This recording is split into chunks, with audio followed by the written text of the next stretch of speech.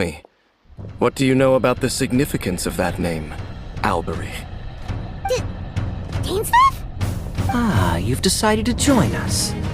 I was wondering how long you planned on listening in. I believe I've seen you before in Mondstadt. Dainsleif, if I'm not mistaken. So you remember me? Then we are already acquainted. Kaeya Alberich, descendant of the Abyss Order's founder.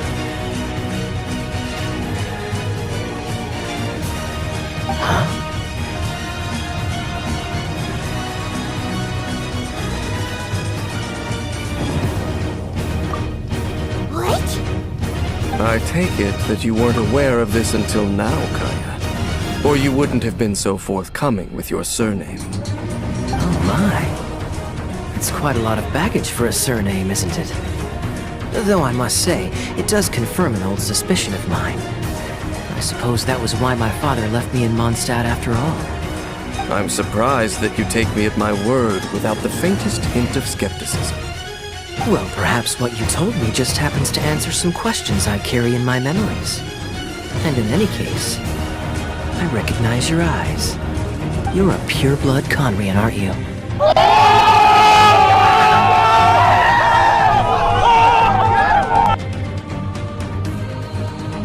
Very clever. Forgive me for being direct, but I sincerely hope this new knowledge doesn't change anything. If you've already let go of your ties to the past, then keep it that way. Kaeya, you're not involved with the Abyss Order in any way, are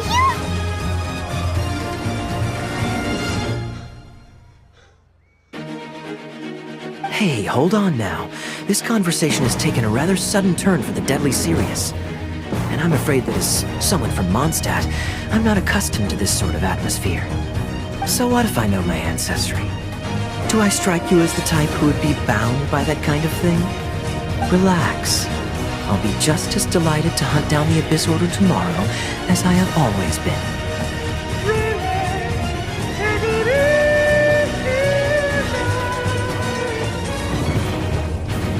Either way, looks like we're out of time.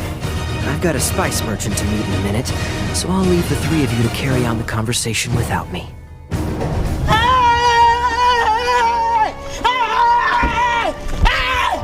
Why are you running? Why are you running? Well, alright then. You go do your thing, Kaeya. See you around. And Dainsleif, no need to listen in from the sidelines next time we meet. Let me buy you a drink. You don't really trust him, do you, Dane? You're both from Conria, but you get on like oil and water. The fact is, I still do not know him well. It would be meaningless for me to jump to conclusions. But can a person truly be unaffected by their ancestry? This remains to be seen. Well, I suspect that they call your sister their princess, precisely because there is a succession of sorts. Oh, so if she was the founder, she'd be the queen, right? Born into abject sorrow, he shall now become the loom of fate.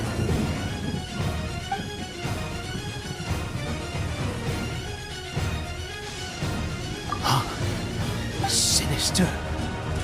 Dangerous. Oh, I never imagined that you, of all people, would deny the Abyss. How ridiculous! We once believed that you would bring new strength and hope to Conria. To us, you were the Abyss. A wondrous mystery far beyond our imagination and comprehension. And the one who controls the Abyss can control everything. We yearned for that future. We looked to you to take us there. But what did you bring us instead? Oh, Princess of Conria.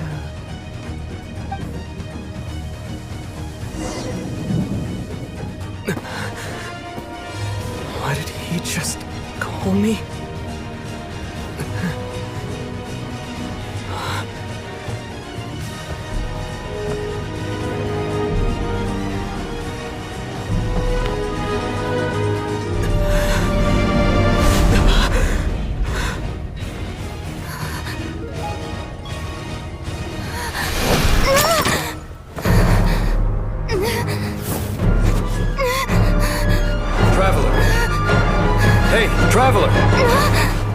Traveler! I mean to investigate the Loom of Fate. Do you remember that name? Yeah, the Abyss Order's evil plan! We learned about that back in Mondstadt. Not new. Not exactly. My memories suffer from erosion. But while I was recovering my health recently, I suddenly remembered something. Your sister. She mentioned the Loom of Fate back when we traveled together. Apparently so. I was also quite surprised when these memories tallied up. I recall that we were traveling to Sumeru when the matter was brought up. So, you're going to the place that she mentioned back then? Correct. At that time, they must have been introduced in one way or another to this concept. If I recall correctly, we were somewhere in Avidya Forest then. Well, what are we waiting for? Let's go! Maybe we'll discover some secret that's lain hidden for hundreds of years! No. Now is not the time. No, it's just... I'm still waiting for my drink. Seriously?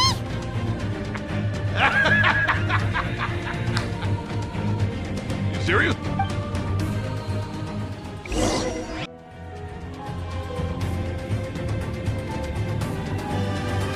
Cory Bear! Oh, thank goodness! He's still okay! I have a strain for this to happen. Right at the moment when I was dreading worshipping at a statue of the Seven, it's as if fate was calling to me. You say that I vowed before that thing, so perhaps it might be just as effective. I have to try. Cory Bear.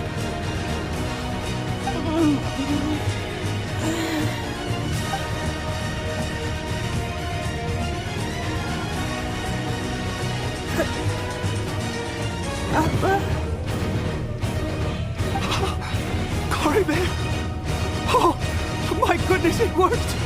It's a miracle. Oh, Cory Bear, my dear son. Oh my god! Wow! You see, it worked. Cory Bear can speak again. Where's Mama? Mama is... Cory Bear, look at me. Do you know who I am? Of course. Your papa. Yes! Salvation! Sweet salvation! Yes, yes! This is what this feeling is. How do you feel, Cory Bear? Are you fully awake now? Yes. It feels like I just woke up from a long, long sleep. I dreamed that I was hiding in a little room. I didn't dare go out the whole time, and I didn't want to either. Wait. My body! What happened to me? Is this me? Papa? What's happened to me? Don't panic, son. It's just... While you were sleeping, we went into a fairy tale world. There's no more Conria here. No more home. But do you know what that means? No more red sky. No more end of the world.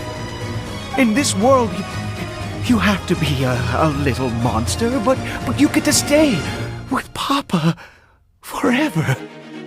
Am I dead? No, of course not. Look, Cory Bear, you still have Mama's scarf on your arm. That means she's watching over you, protecting you. So how could you be dead? Really? Yes, really. You've only just woken up, and this must all be very confusing for you. Just rest here for now. Things will get better. And you have to promise me something. Never take off your mask. Understand? Whatever happens, you mustn't take it off.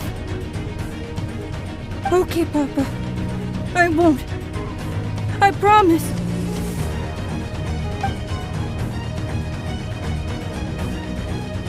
Not since that day have I been so glad as I am now. I can't believe this is really happening. I knew that placing my hope in the Seven was a waste of time. I even worshipped at one of their statues like a common fool. Never before have I humiliated myself like that. Once a murderer, always a murderer. I was naive to think that the gods who conspired against us would ever offer redemption. But the god we saw in that cave, now that was a truly mighty god. Nothing like one of the Seven. That wondrous power, it was truly enchanting. Surely that must have been the reason I bowed down. Now then, after one beseeches a god, and the god responds by answering their prayers, should they, do something to show their devotion? Piety is hardly my area of expertise. But surely I should honor the god that has honored my wishes. A sinner? Oh, don't be absurd. You don't know a single thing about him. How dare you utter such blasphemy? You and I have both witnessed his divine power. When has the Seven worked a miracle like this before? Never! He is a god, mightier than they, and yet you would call him a sinner. Oh, preposterous! No matter. Believe what you will. You cannot shake my faith. I am going to pay my respects with or without you.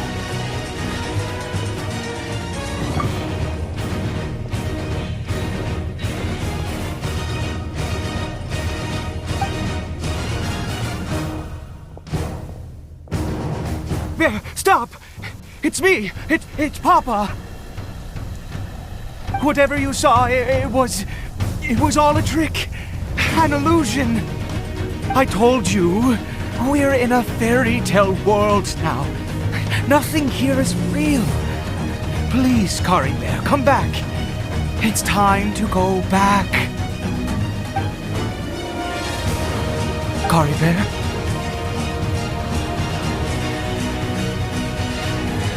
How could this happen? He regained his mind. He must be able to hear me. Surely. Come, Caribert. We have to go home now. Papa's here to take you home, all right?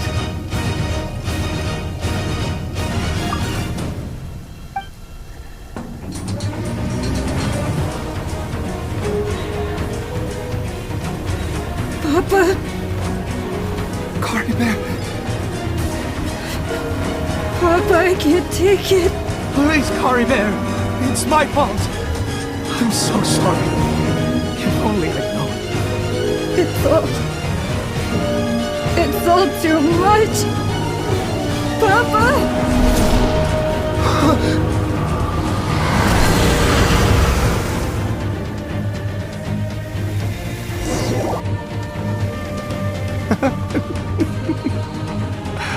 I see. I understand now. Finally, it all makes sense.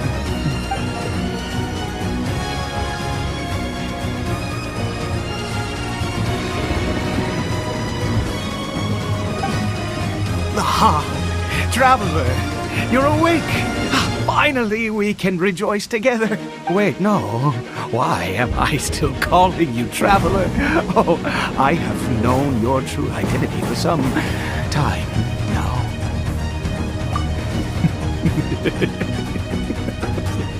I suspected it was you from the beginning. I had to talk to you to be sure. Oh, of course you haven't. With your status, you can hardly be expected to know all of us. In any case, I've been using a fake name this entire time. Ida is the name of a servant I once had. My real name is Clotar. Clotar Alberich.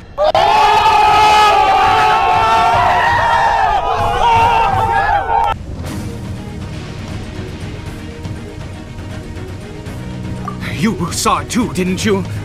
Unmistakable, eh? The power inside Kaeya and the power of the one you call a sinner.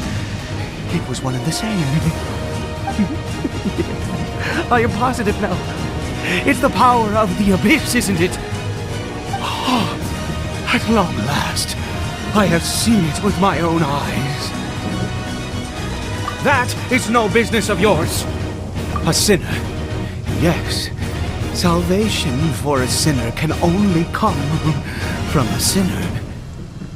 Kaeya did not deserve his fate, but now it's wonderful. He will be able to weave his own destiny anew. Born into abject sorrow, he shall now become the loom of fate.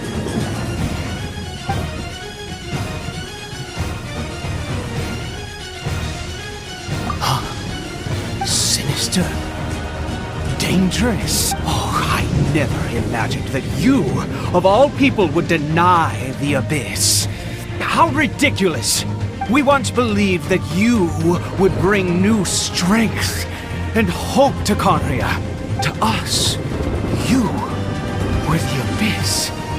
A wondrous mystery far beyond our imagination and comprehension. And the one who controls the abyss can control everything. We yearned for that future. We looked to you to take us there. But what did you bring us instead?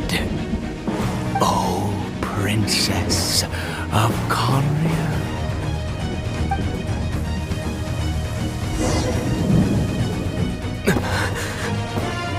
What did he just call me?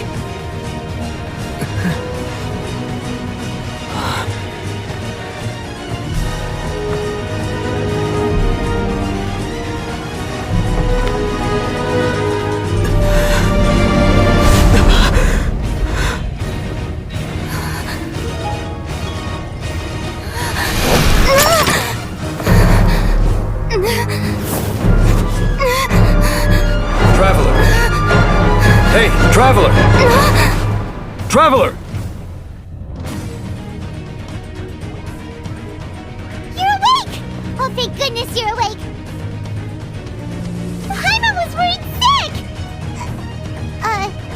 Traveler? What happened while you were unconscious? I checked the ley lines nearby. It appears that the Abyss tampered with them, and they've been in turmoil ever since. Information and memories flow within the ley lines. What did you witness? You mean Clotar Alberich? After founding the Abyss Order, his faith in the Abyss led him to do a great many things. But the curse of immortality continued to torment his body and mind. And in the end, neither his faith nor the Abyss he worshipped could save him. After 100 years, he lost his mind completely and was never seen again. Yet his dark legacy lived on. The defiled statue that we encountered previously was just one perverse product of his use of abyssal power during his life. You could say that. She wouldn't be the Abyss Order's princess otherwise. Are you alright? You have a troubled look on your face.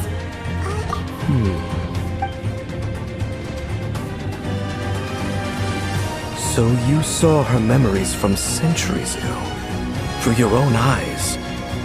It all but defies belief. Still, as I'd suspected, The notion of the Loom of Fate did indeed rear its head during that time. And it seems closely connected to Clotar Alberich's son, Caribert, and what happened to him. And yet your sister never breathed a word of this incident to me. I wonder, was that the moment that she decided to go down this path?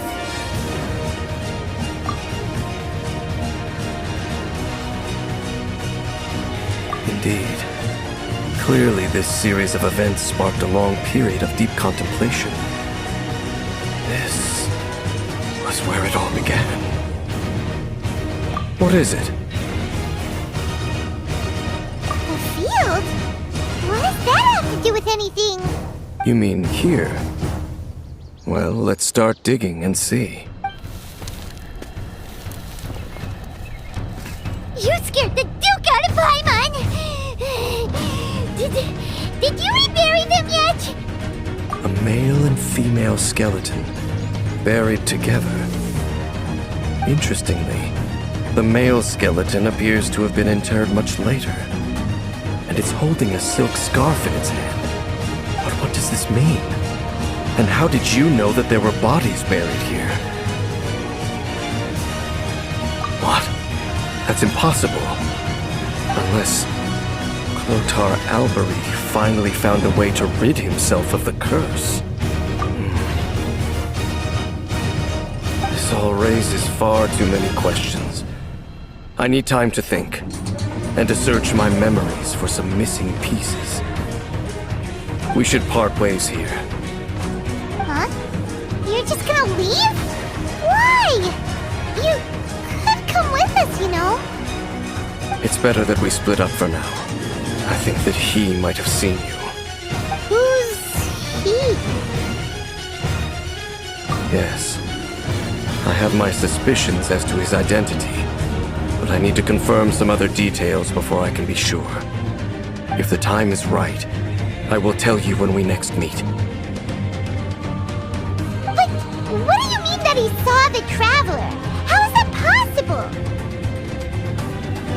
I fear that while these things would limit anyone else, they are no obstacle to him. What? Why? What is he? All right, let's leave it there. Get some rest.